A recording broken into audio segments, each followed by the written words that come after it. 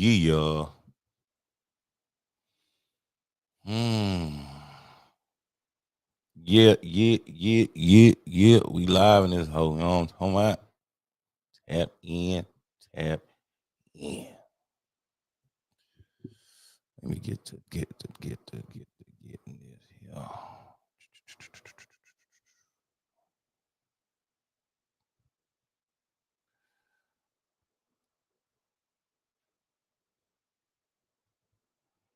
What up? What up? What up? What up? What up? What up? Hey, this is another episode of Who Gonna Catch These Hands. I'm your boy Joe Prophet, and you know I'm always with the council, man. It's kind of crazy right now. You know what I'm saying? Like,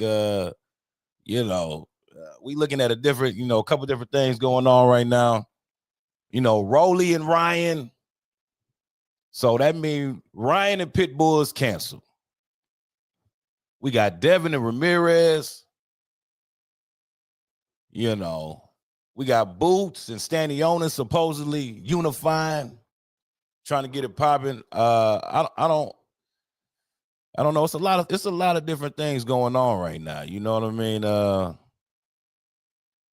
let's go to the council, man. Let's get it popping real quick, man. Maniac, how are you feeling about this Ryan and Rolly, man? I mean, Ryan and Pitbull was one thing. I didn't really know how to go about checking that one out, but Ryan and Rolly, I think I'm here for that, man. Tell me what you think about that, bro. To be honest, I can live without it. Yeah. But if I could have to choose, I'm choosing Ryan to go in there and beat up Rolly. How you think that one ends? Sloppy and probably decision. I don't know if I can see one of them getting knocked out. It's a sloppy fight, and they going probably wrestle to the end. Bam, how you feeling about that one, man?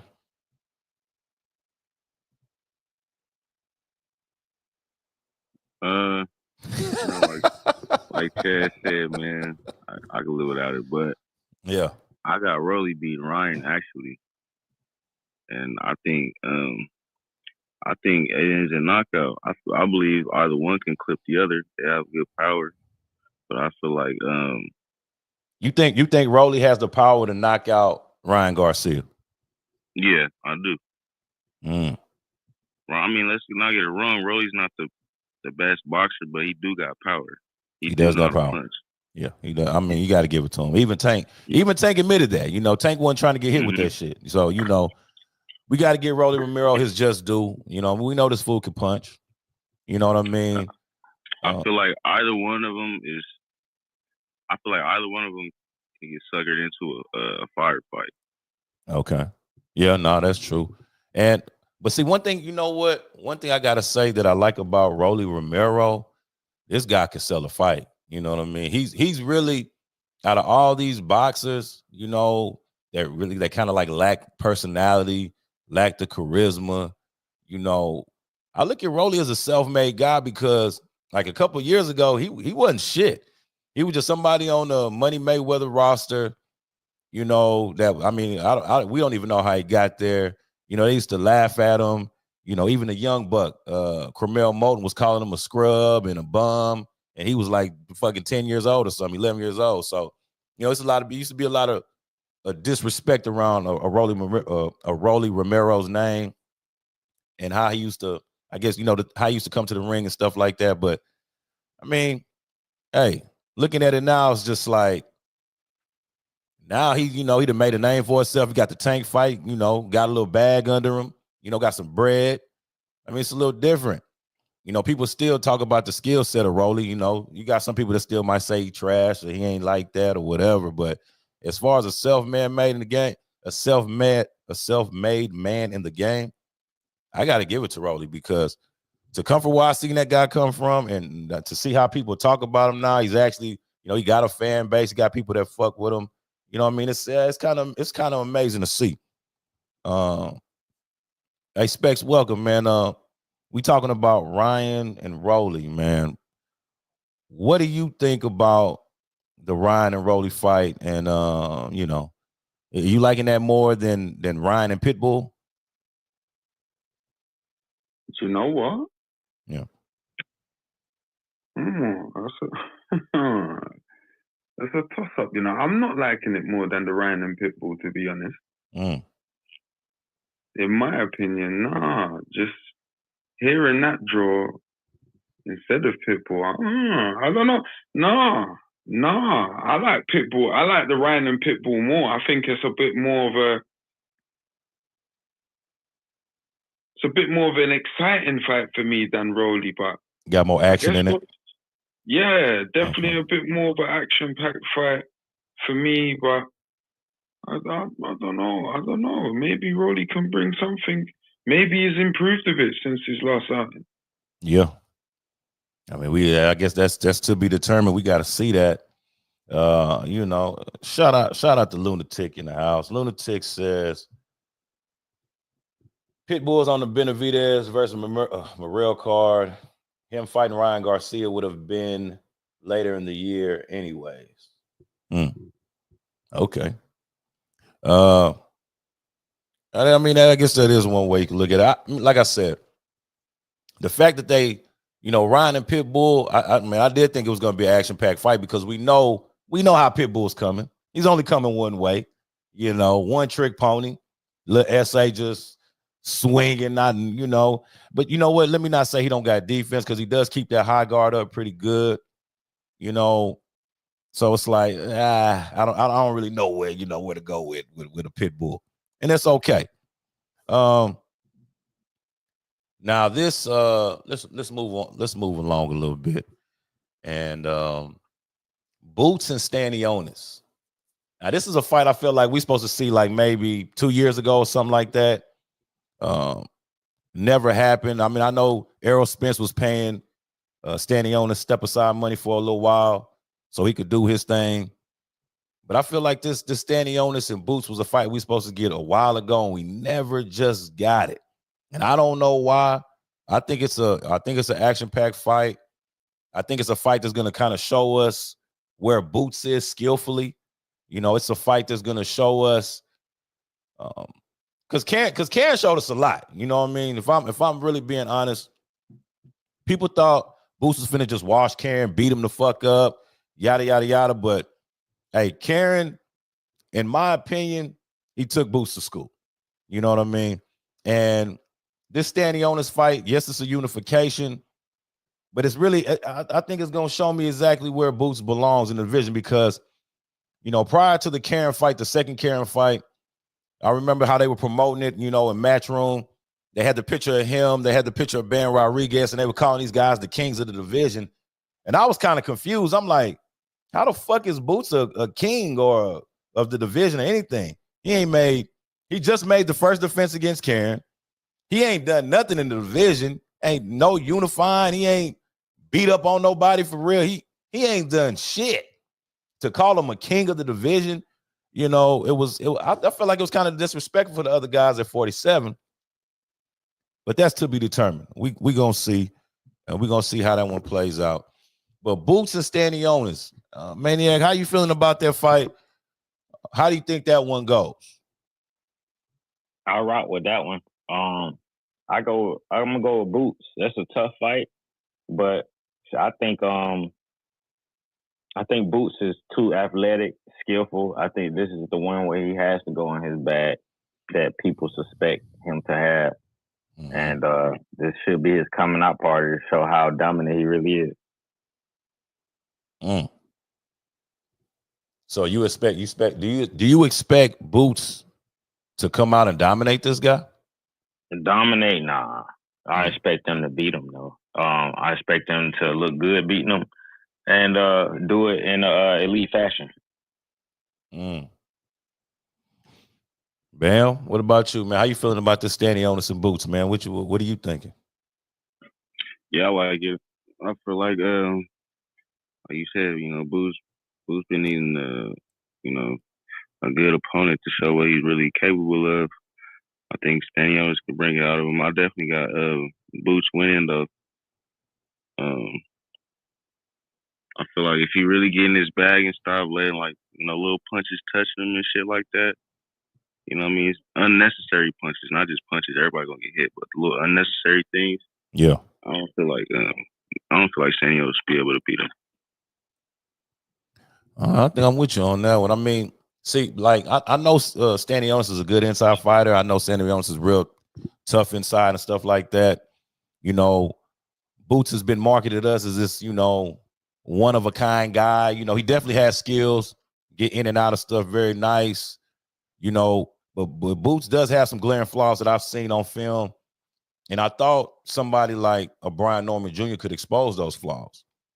Now, Stanionis, I don't know. I know Stanionis, he's a tough customer. He's coming to fight. It's not going to be an easy night for him, right? Now I want to see the grit of Boots. I want to see Boots in an uncomfortable situation and kind of find a way to win when it's tough. You know what I mean? Not to say that he can't. You know, I didn't really see that against Karen. But what I didn't like against Karen is how immediately after the fight, you know, he went to making excuses. He couldn't get up for the fight. You know, this, that, and the third. It was the weight. It was this, that, or whatever. Yeah. You know what I'm saying? And then now, fast forward, now you want to unify the division. You want to be undisputed. But, you know, you were talking about going up to 54, you know, giving the fans what they want to see, the best fights, blase, blase. But as soon as they mention Virgil Ortiz, you like, nah, you know what? I don't even really know if I want to go up there right now. I still want to unify. I'm an email champion. You know, he just went, Boots just, to me, I feel like Boots, he saw that, he saw the exposure coming. I'm sorry. He saw it coming. He saw the exposure coming, and he got the fuck out of the way before it got crazy. That's what I see with, you know, with that Boots situation. But this Stanionis is going to show me, like, Eddie Hearn said his next fight was going to be a unification or he's going up to 54. So if he's going to unify with Stanionis, I like that. I want to see that. You know, I want to see how that goes. Specs, man, tell me what you think about it. How you feeling about this Stanionis and Boots, man, and how you feel like this one goes? If he's there. All right. Well, I'm glad that Boots has finally booked something. Do you know what I'm saying? It's good to see that, you know, he is staying at 147 for the foreseeable. And yeah, I think this is a great fight for him. It's a great fight for Boots for sure. I think he does pull off the result in this fight. In my opinion, just for now, anyway. But I feel like, you know, it's just time. It's time, man. This is one of them years we got to complete. We got to see where he's actually gonna go. Like him and Eddie Hearn, it's like I don't see Eddie Hearn talking about him too much over this side. Do you know what I'm saying? So I'm just glad to see that there's actually some motion in the water, and I just want to see him produce the goods. Yeah. And I think he can. He should, but will he? It's we definitely gonna see that. We definitely gonna see that. Like I mean, I'm trying to see how I want to put this, right? Because I mean, I done got on Boots for this, you know, but at the same time, you know, Eddie Hearn is the one that's controlling the wheel. You know, Eddie's the one that's behind the wheel of the car, right? So it's like, I mean, who do we blame? You know what I mean? Eddie's talking shit, saying this, that, and the third. Then you got Boots, you know, but see, now stay with me real quick, because this is where I got confused.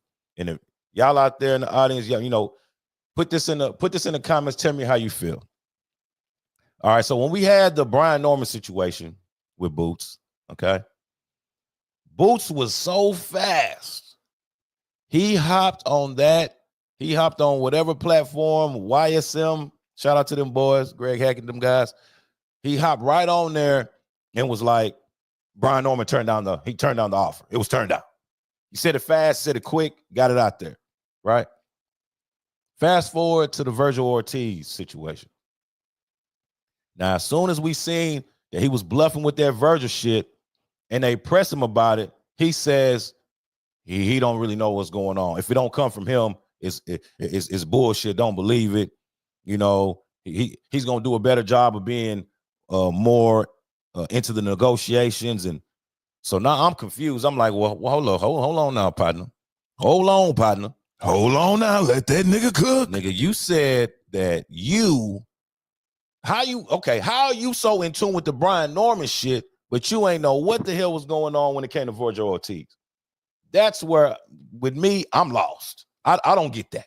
You know what I mean? Because it's one or the other. Either you in the negotiation, you know what's going on, or you don't, and you getting the information secondhand. Now, Boots strikes me as a nigga that's getting that information firsthand. You know what I'm saying? He's definitely involved in the negotiation. He definitely knows what's going on. So for him to make that kind of statement was kind of crazy. I'm just like, now I see what Bud was talking about. This dude just be lying. And if you can't see it, you just don't want to see it at this point, you know. But it is what it is, man. You know, hopefully, man, what's up, man?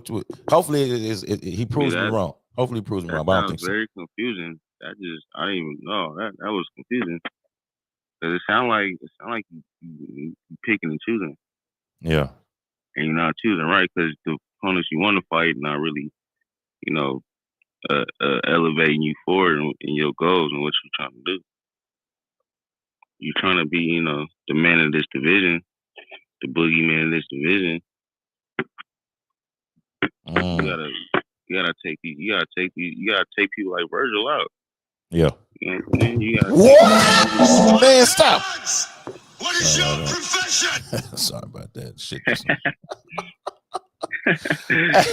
If y'all wonder what the fuck is that, don't even worry about it. Just go on ride along with like you ain't even hear that shit. Okay, just keep popping. Now go ahead, Ben. My bad. What's up? Nah, but you gotta knock these names off this list, man. You can't just be, you know, Brian Norman. I thought that would have been a good fight too, but you know, it sounded like he was way more confident in a name like Brian Norman versus a Virgil Ortiz. And one's name is a little bigger than the other, so it's like, what's going on here? Right. One's gonna propel you a little farther than the other. So you know what I mean? What's really going on here? I'm with you on that because it's like, yeah, Boots. If you saying you want to be the best, if you saying that you want to be the top guy at 47, that starts with fighting the top guys, bro. You got to start knocking off, you know, 1, 2, 3, 4. You know what I mean? Start doing that type of, and not just talking about it. Not saying you're gonna fight X, Y, and Z, and then when it's time to fight, you fighting. You like who? I mean, what the hell you doing, dog? You know what I'm saying? But hey, you know it's not adding up. Hey, the math ain't mathing, dog. The math is not mathing. All right, man. Let's move forward a little bit.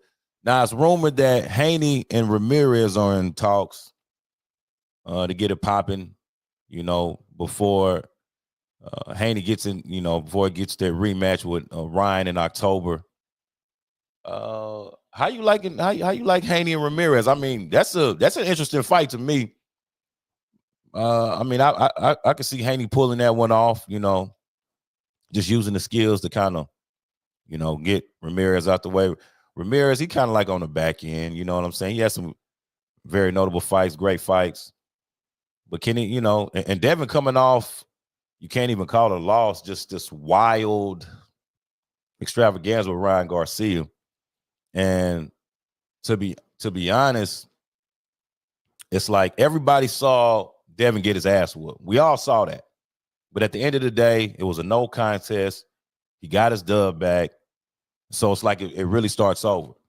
But in our minds, I don't think we can ever get that picture of of Devin Haney getting brutalized like that. And even after the fight, when he tries to climb the ropes and he damn near falls out the ring.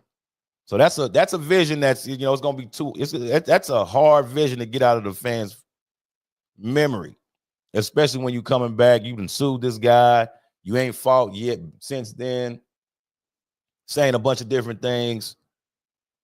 I don't know. Specs, you know, talk to me about this Devin and Ramirez, man. How you feel about it, and you know, what you think?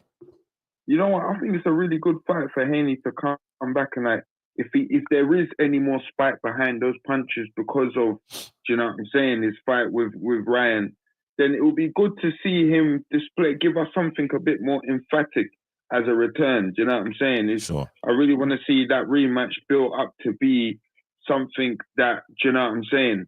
I really want to see. I already do want to see it, but it'll be really good to see Haney consummate that with a hallmark performance of sorts. I ain't mad at that. A hallmark performance. I mean, does Devin need a big win against Ramirez to, I guess, return back to form or wherever he's at? Does he need that? I think Devin needs to win by. Well, yeah, I think he needs to win unanimously because that was his norm. Yeah. You know what I mean? That was normal for him to outbox somebody. You know what I mean? Win all the judges' decisions. You know what I mean? So I think he needs to win unanimously at least. Like he has to get back to his regular self. And let's say Devin takes an L in this fight. What happens to Devin then? Like, what's next for Devin? For the belt? Yeah. Yeah, if he take another L, then you know what I mean, you got to buckle down and get back to the drawing board. You can't. You know what I mean? You gotta. But look, you said another L. It would be his first one. You remember they gave it back to him. See, that's what I'm saying. Right. In our minds, we think Devin has taken a loss because we all saw him get. We saw the ass whooping. Yeah, we saw him get battered. But in reality, the dude is undefeated. In reality, yeah, okay, that's true. Yeah, that's true. So, but at the end of the day, you know what I mean, Ryan was cheating. That's a fact. Yeah. He was a cheater. Yeah. But we can't get away from that. As much as we want to, we can't get away from that. We can't get away from that. It's ingrained in our mind. It happened. It's reality. He got beat. He got beat up. He didn't get beat. He got beat up. Right. So it's like we want to see you get back to your normal, man. We want to see if you're okay at the end of the day. Yeah. We want to see if you can still, be the dream again. You know what I'm saying? Because right now it's a damn nightmare. Right now it's a nightmare. We don't know if you're the same, bro. People don't just, you know what I mean, just be normal after ass whooping like that. Yeah. I mean, I cannot see how it could be normal for you. You know what I'm saying? That was because your dad was talking about how he was going to stop this guy and knock him out and do this and do that. And we know you're not that type of fighter, but it's okay. It's okay. We know you got to sell the fight, say different things. I get it. Right. But then you get up in there, you boxing phenomenally up front. And then something happens. Like, I don't know if you just had a flashback of the amateurs or something happened. And then you try to turn it into a fight. Yeah, that ain't how that did not work out for Devin Haney at all. And maybe because he's not a fighter. He's a boxer. He's not a fighter. He is a boxer. But that shit just didn't look good. That kind of and it's hard because you can't really pick and choose, because I can't say that Devin can't really go through adversity, because I've seen him go through adversity and come out on top and be undisputed. But we can't say he don't got a chin either. Can't say he got a chin either. He definitely got a chin. But it's like no matter how many times he got dropped, he got right back up. That's hard. Leg and all. That's hard. So you see these type of things, but then sometimes mentally, you know what I'm saying? Mentally, like when somebody gets the best of you and you can't really figure out how to adjust or, to where them type of things don't happen again, that could be frustrating and it could be a detriment. And so Ryan and Devin, their amateur record is 2-2. It's 2 apiece, right? Or was it 4-2? It's 3. I think it was 3 apiece. 3 apiece. Okay. So it's dead even. But it seemed like Ryan just got the best of this dude for some reason. I don't even know why. I don't get it. I don't know. I think he just got in his head, and I think he got him emotional. He's got him emotional. For sure, he was emotional. You could tell how he started swinging and shit and just try to come in there fighting. Like he's not in control no more, man. Like, yeah, he was like, man, I can't believe this shit's happening. Right? What the hell? and everybody's watching this shit. Then they start dissecting your uniform, your shorts and your boots and shit. It got that bad for you, dog. Like you got that ass whooped so bad, they start talking about your shorts and your boots. Like that's crazy, you know. But I don't think they like. I'm not gonna see us like, you know, Devin can't come back from that because he can come back from that. You know what I'm saying? He can come back from that. He's a fighter. He can come back from that. He buckled down and fixed that. You know what I mean? You know, in those times where you can become emotional, he stays composed. He's gonna be okay. That was probably one of the biggest problems in that Ryan fight. A composed Devin probably would have figured out what he was doing wrong.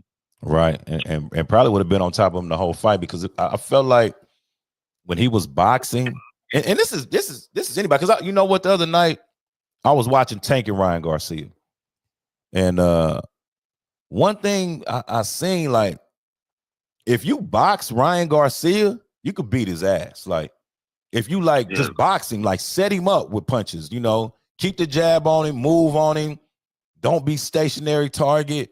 Like, just keep confused with the movement. Yeah, he has a lot of openings. Because he sacrifices a lot when he throws his punches. For sure. His chin is up, his body's open. Oh, and Tank, and you know, we know Tank is a dissector.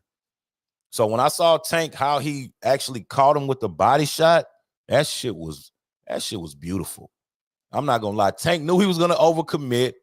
He went right under it and boom. I was like, oh shit. That was masterful, dog. You know what I'm saying? Now, with a Rolly Romero, I don't see Rolly possessing them kind of skills though, but Rolly got that equalizer though. You know what I'm saying? Rolly has the equalizer.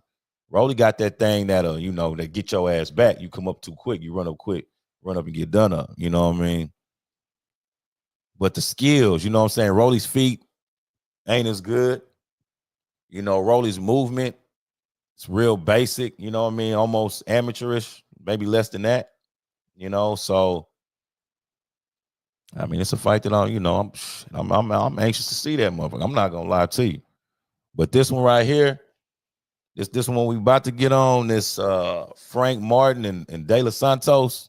And you know what? Matter of fact, before we touch on that one, I want to talk about the 154-pound division, right?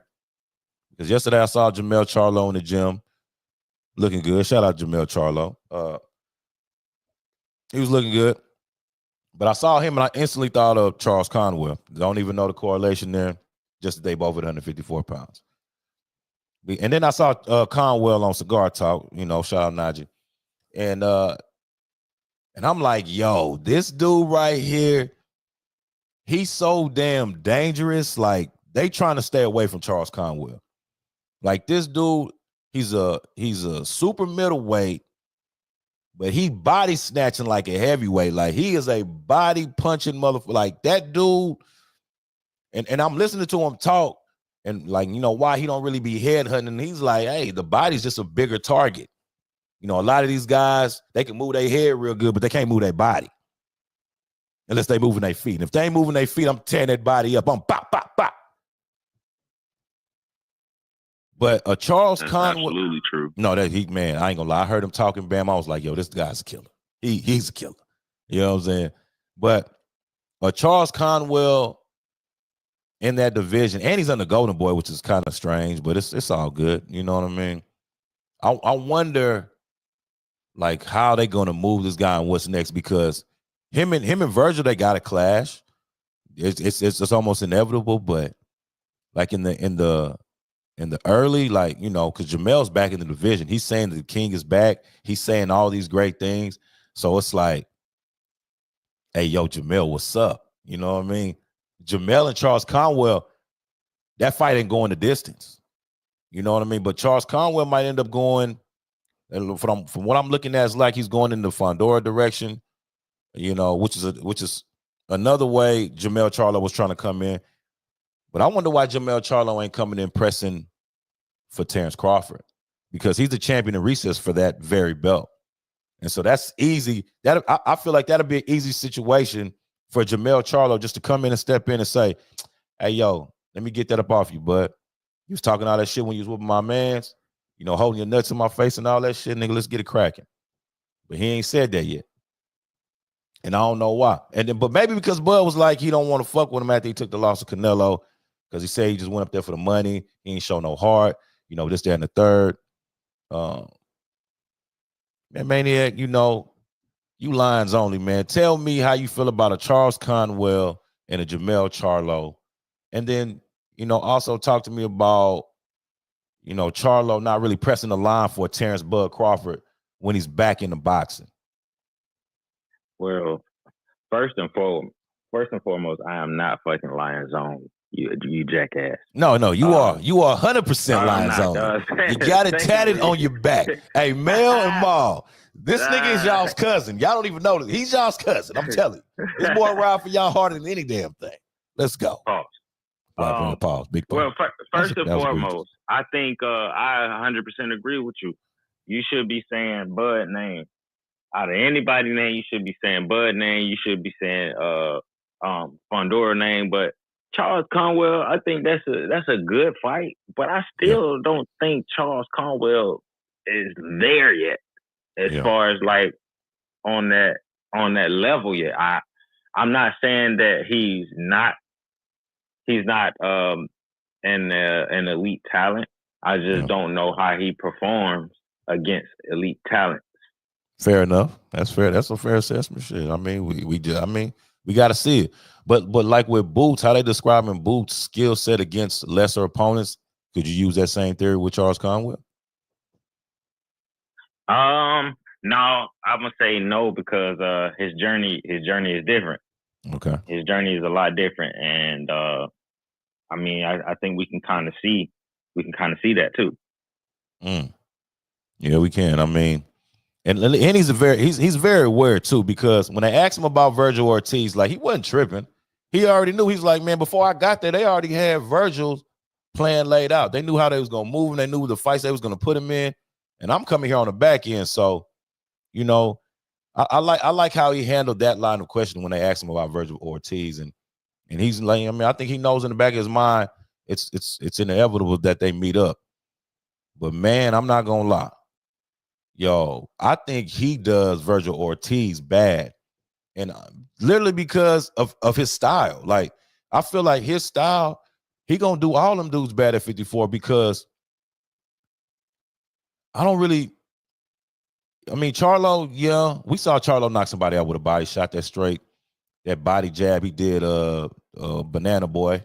I can't think of his name. Sorry about that. I can't think of his name right. Jason Rosario. Yeah. The way he did Jason Rosario with that body jab, that's cool. But he not going to the body like a Charles Conwell. Charles Conwell is trying to get your ass up out of there with them body shots. Like, he sets them shits up so perfect. Like, I was watching a fight, his last fight, and the guy he was fighting was a knockout artist. This guy, I think he had like 20 wins, 17 knockouts or something. Conwell had this dude on his back foot the whole fight. Like, he started going to that man's body. That dude was not happy about that shit. He, get me up out of here. Like, hey, how many more seconds we got in this round type shit? He's doing that, But Specs, man, what do you think about a Charles Conwell and and a Jamel Charlo, and how you think that fight goes? Is Specs still there? No, I don't know Specs there. But Bam, what you think, man? I really don't know too much about Conwell. Exactly. You see that? And he's a dangerous motherfucker. Like, it's a bunch of dudes in 54 just like that. We don't really know too much about him.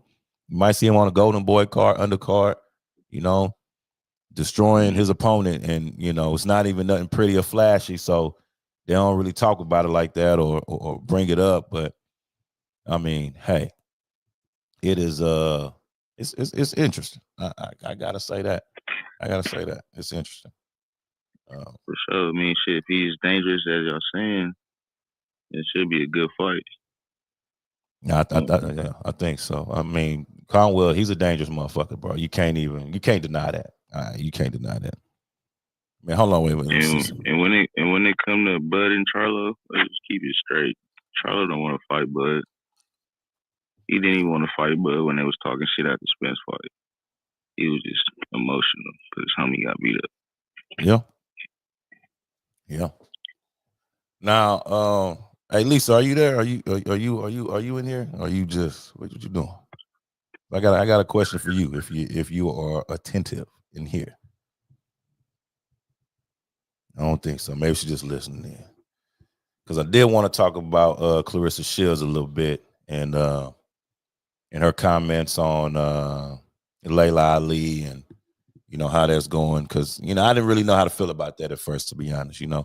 I'm listening to her talk and I'm listening to what she's saying, and I'm just like, damn it, always just be your own people. Like what is this, man? You know what I'm saying? Like, we know y'all not gonna fight. Clarissa, she said it. The last time Layla was in the ring when she was 9 years old. Fine, all right. So we clearly see that she's the OG here or whatever. But at the end of the day, I'm really trying to figure out, like, what's the real problem? Clarissa saying that, the people before her, they ain't really paved the way for her, show her how to do stuff. Or she even mentioned shortcuts and shit or something. And I don't know. I mean, I get it, but then I don't. I'm like, well, were you looking for somebody to actually do something for you? Because you did a lot in the sport. You put women's boxing, I ain't gonna say on the map, but you made it, noticeable and all that. You're getting $1 million a fight. So I'm trying to figure out, like, what's the problem, baby girl? Like, what? Why is it? I think it come from. I think Clarissa a little salty because she's probably a fan of Layla, and beforehand, whenever Clarissa's name was kind of brought up to Layla, yeah, instead of like showing like any kind of love for her, she kind of threw a little shade at her, like kind of didn't really, she didn't really acknowledge her. You know what I'm saying? I think, I think Layla got an ego on her part too. So I think Clarissa probably still a little salty from that, and then it kind of just builds from there. I see. When I see, I'm from a different, from a different generation, right? Where, we kind of respect our elders or somebody that's older than us. You know what I'm saying? Like, even if they don't per se deserve the shit, you know what I'm saying? Like, we still do that, you know what I mean? So it'd be kind of crazy, like, that's really the younger generation thing to kind of lash out at an elder or somebody older than them and, call names and, say different stuff and all. Like, I'm just not from that era. So I don't really get that. I don't really understand that. I'm not really with that. So when I see it kind of makes me cringe a little bit. Although, even if she got a point and she, she has the right to feel like she feels, it's just seeing that I'm just like, damn, that ain't how. Yeah, I'm with you on that one, Joe. Specs and JM kind of broke it down a little bit more for me yesterday, though, because I was telling them, like, I don't follow female boxing, so I don't know what their past situation was like, and they just basically was saying that Clarissa Shields is always just up against somebody talking shit about her, by her looks, whatever the case may be. She's always being talked about negatively, right? And so she's gonna constantly be in defense mode, basically, is what they were saying. And I was like, okay, well, maybe I should give her a chance because she turned me off too. Because I'm like, girl, shut the fuck up. Now, as an African American woman or a black woman, how when you see two women like this going at it on social media, how does that make you feel? Like, what goes through your mind when you see two black women like this going at each other on such a public forum? So for like you said, from a different generation, is respect your elders regardless, especially the people who paved the way for you, and to be where you're at today. Even though, she might throw some little shady points in there, she's still an elder. She still paved the way for you to be there. Have some respect. And just like JM was saying, when it comes to that, me personally, I don't like it, but I'm going to always go with the elder in this fact. Doesn't even if they ain't all the way right. But there's a way that you're supposed to handle business. And that, like I was telling him, like, when men do it, it's okay because there is that competitive field there, right? But when women are in sports, they want America's sweetheart. They want somebody who's soft. They want somebody who is sweet and, like the girl next door type, you know what I'm saying, having a great attitude and putting up with stuff. And I said, I think she puts herself out as a villain and then is upset when people don't like her. And for me, I wanted to give Clarissa a chance just because of the people in this room, because y'all have talked about her. But seeing all her little antics, I'm like, damn, I don't want to spend no money on this girl. I don't want to tune into her. I feel that. So it just immediate turn off, like exactly. not even knowing the full, and she don't even. I believe Clarissa don't know. I mean, it's probably a lot of people that feel exactly how you feel, especially seeing that. It's like, why she talk about Muhammad Ali daughter like that? Not like, even knowing nothing. But go ahead, man. And it's like y'all said earlier, she's probably always in defense mode. Yeah, because that happens a lot with her. Like a lot of people see how she reacts instead of seeing what's the entire what she went through. But the thing is, if you're new to it, like me, I don't tune into female boxing. Like the reason I was going to is because of y'all. Yeah. And once I started following her and seeing her, and she started to get a name for herself, you got the Remy Ma situation. You calling bitches old, you fucking people's husbands. Like, ma'am, no woman wants to be around or associated with anybody like that. You have a whole movie out, like and that's what I was telling them yesterday. Like, she's taken away from a whole demographic of people, and they were saying like, oh well, no, people go fight or pay to see her lose. And I said, that's different for women though. Ain't nobody. If I'm not a boxing fan or a woman's boxing fan, on top of that, I'm not gonna go out my way to pay to see your ass get your ass beat. I'll catch the highlights. But I think with them, it's not a elder, younger person thing. I think it's past that point. I think it's a former fighter versus a current fighter thing. I respect that too, Bam, but I'm mentioning Remy Ma too. Like, you calling her old, you calling this bitch old. Do you expect to get old one day, ho? I know. Like, man, that's like being highly disrespectful, and then you got you messing around with somebody's husband too. Women don't play that stuff. I kind of try to stay away from shit like this because, like, it's easy for people to be like, "Oh, you hating," and it ain't even that. It's like Clarissa is not a victim right here, bro.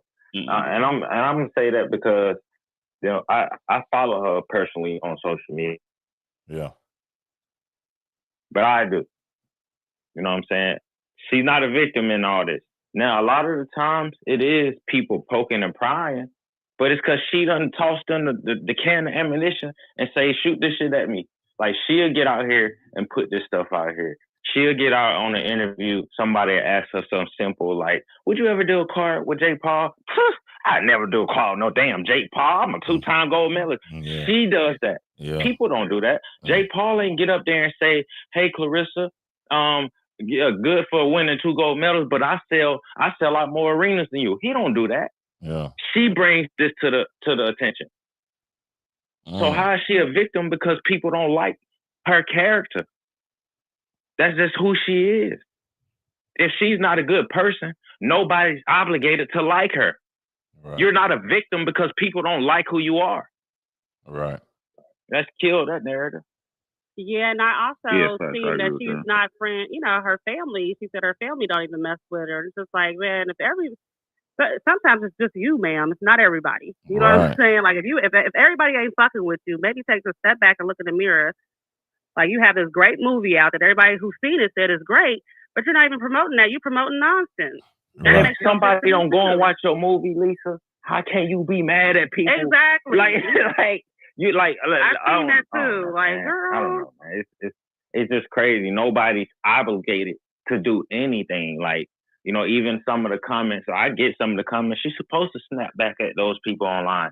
I love that, but something, when you responding to fans about boxing and you clap back and you say something like, I'm a millionaire and this and this and that, I don't have to worry about this, then why are you responding? Right. You're saying that you don't have to, but you are.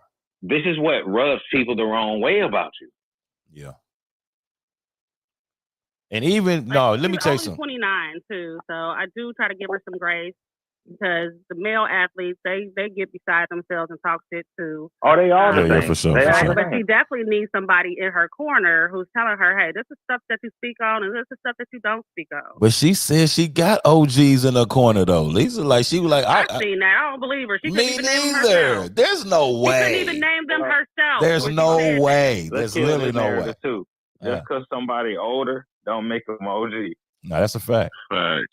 Yeah, you know what I'm saying? Just because you got an older yes man, that ain't no OG. Exactly. You know what I'm saying? And then I'm gonna take this too. Like, so I heard her speaking about how she be taking care of her family and bought her mama a house and bought this person a house, and then I'm hearing family members like, nigga, she's lying. The nigga, mama stay in an apartment. This person in an apartment. Like, ain't nobody got no house. I'm like, huh? Yeah, she said her sister was jealous of her for getting money. I'm just like, again, back to like, if everybody can't be jealous of you, sweetie. Word on the street is her mom stays with her ex-fiance in Atlanta. Oh, that is strange. Oh, shit. Well, I mean. Well, let me say not word on the street. Word on her Facebook. I'm sorry. She put on her Facebook. Okay, so she brought that up. I'm sorry. No, but she put that out. I'm sorry. But see, it's interesting to hear a woman's point of view, Lisa. Like, that's why I asked you about that Clarissa Shields situation, because some people might feel differently about that. You know what I mean? They'll but it's a lot of people that feel the same way as you feel, Lisa. They just like, they don't really understand what she's doing. She's doing a lot of cringy type things in front of the camera, saying a lot of stuff, and it's not really making sense. And you just like, but if you take care of everybody and doing all these things, it's like you don't even really seem too happy about doing the shit. You know what I'm saying? And I get it. You know what I'm saying? If it's a situation where it's always you helping or it's always you, I get it. You know what I'm saying? Nobody wants that type of relationship with anybody where they're just the only ones doing something and it's not being reciprocated or being So I get that, but the more I heard her talk and the more she kept getting into it, it ain't really seemed that way though. So I'm just like, oh shit, like, girls, you lying? Like, you ain't got a lie to kick it. You ain't got a lie to kick it. So it's like, I don't know. Only time will tell though, for real. You know what I mean? People start believing their own hype though, and believing their own shit that people tell. Like you said earlier, one of y'all said it. Like, just because you got a bunch of old men being yes men in your corner, don't mean that they give you the right advice or the right. You know what I'm saying? For sure. So I feel like, and it happens to young men athletes as well. You have a bunch of yes men, and then you end up like Adrian Broner. Yeah. People aren't giving you the right direction. They're afraid of how you're going to react. So they're going to let you go around looking like a fool. Because if somebody cared about that girl, she would not be on the internet talking like this. I don't see it. Y'all ever seen that movie, the Tyler Perry movie, A Family That Prays? Oh, yeah, for sure. You remember in that movie how egotistical Sanaa Lathan was being? Right. To be with the white boy. Money. Yeah. Mm-hmm. That characteristic is reminding me of how Clarissa is starting to act like, I'm a millionaire. I don't have to worry about this, but you're giving all your attention to everything you're saying you don't have to worry about. For sure. That was literally how Sanaa Lathan was acting in the movie. Like, everything she claimed she didn't want to be around, she would just turn her nose up at it and shit on it instead of removing herself from it. I ain't gonna lie, that's a crazy way to look at it, bro. That's very interesting, and it definitely makes sense. But yeah, I mean, I just wanted to touch on that too. I feel like there's something that needs to be discussed, even though it happened a little while ago. We kind of, talked about it amongst ourselves, but like to just bring it on a platform and, kind of see like, what the verdict is with a lot of women all over. You know what I mean? Once they hear this, and I would like to see, their response.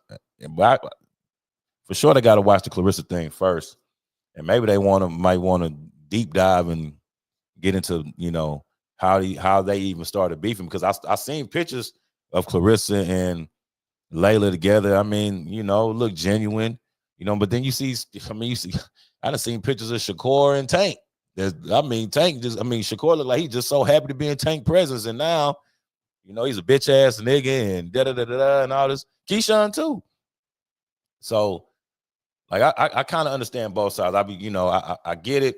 You feel like you've arrived at a place where, you need to be talked about with the best, fighting the best, doing the, I get that. Then I also get a side like Tank and Layla where, like, man, this person was just so humble when they, you know what I'm saying? They were just so humble. Now it's fuck me and they so above me now. It's like, it's crazy. You know what I'm saying? It's that's where it gets tricky for me. It's like, you were so humble, so walking on eggshells, so nice. And then you feel like you got to a place where you arrive. Now it's fuck all this shit.